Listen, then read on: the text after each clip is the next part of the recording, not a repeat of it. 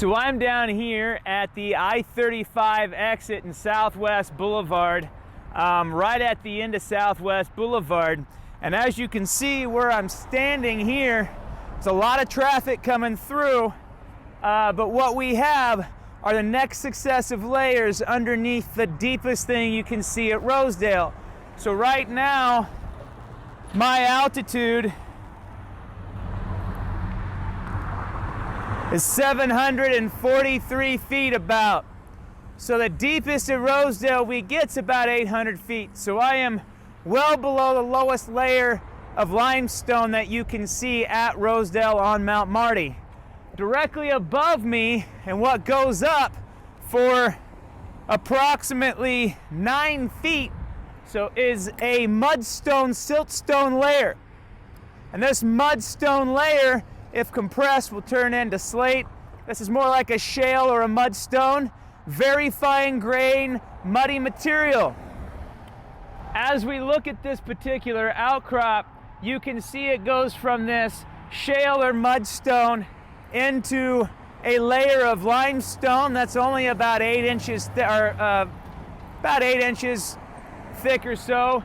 It then beds back into shale, back into limestone, back into shale, and then into a sandstone layer. Now, I don't know how thick that sandstone layer goes because of all of this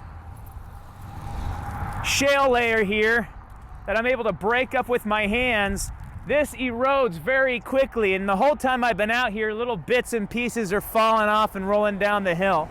So this erodes very quickly, turns back into a kind of like a mud, really. What this shows us here is an environment where we're going from very deep water, because that's where these mudstones or these shales form, is very, very deep water, into more shallow area.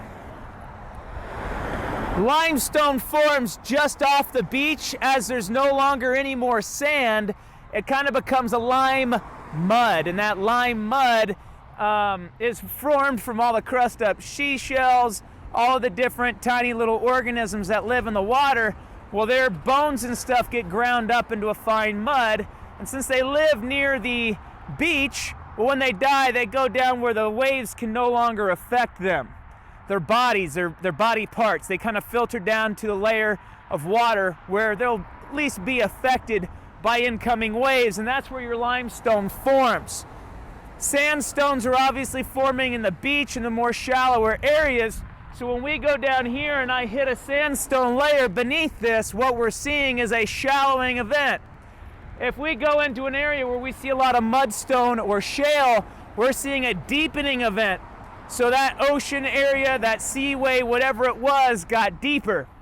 And what we're seeing in these rock layers here is that we're going from a very deep environment to a more shallow environment. And this was an environment that was deep for a very, very long time, because this is 9 feet of that particular rock.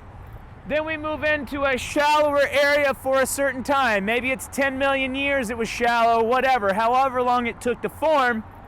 Then back into a deeper succession, then limestone and sandstone, which shows that it was shallower. Now, the thing to consider, I just told that to you backwards. What we should be looking is at the bottom up, because the youngest rocks are on top.